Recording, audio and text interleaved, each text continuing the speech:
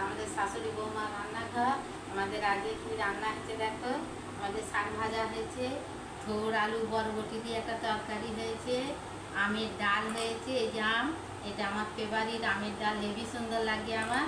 একটা বাটা মাছ দিয়ে আলু দিয়ে বড়া দিয়ে একটা তরকারি হয়েছে।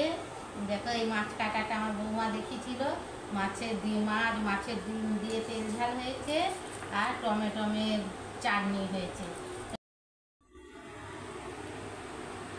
দেখো দিদি ভাইরা, এই যে টকের ডাল দিয়ে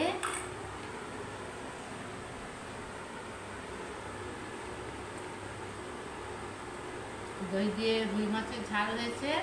টকের ডাল আর এই মাছের ঝাল হলে ব্যাস হচ্ছে দিয়ে খাওয়া হয়ে যাবে, আর কিছু লাগবে না।